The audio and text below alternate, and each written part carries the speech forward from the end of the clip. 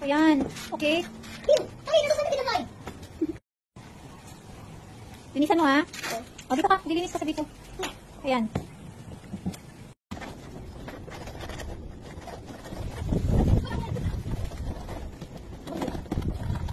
Sige, tabang. Okay, tabang na doon sa babo. Ngayon, lilinisan natin ang nirecycle natin ng paso gamit ang brush.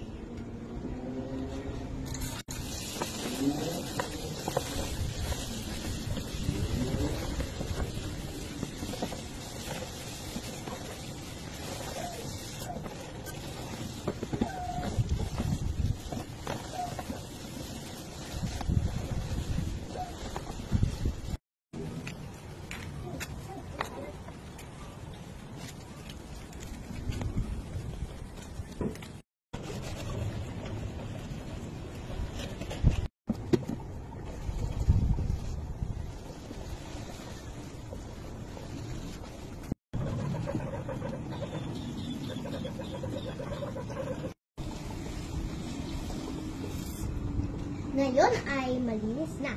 Kita mo. Other side. Sa side niya. Wow, galing naman. Pagod ka? Yeah. Kukuha tayo ng matabang lupa. Dito natin lalagay.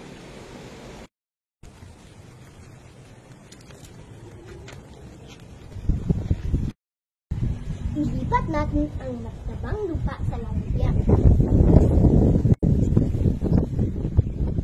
Ipilat mo.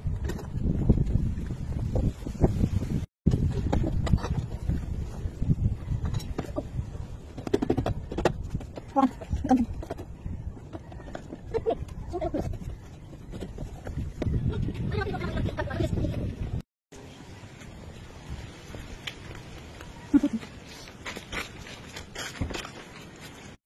Magandang hapon! Ako si Eve Argelvio at Odal at ito ang mga materyales para sa performance task sa edukasyong pantahanan at pangkabuhayan. Grade 4. Una, buto o binhi ng halaman.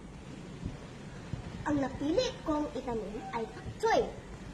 Sumunod, guna o weeding knife. Tubig sa tabo na gagamitin para sa pandilig, nirecycle na paso, at matabang lupa.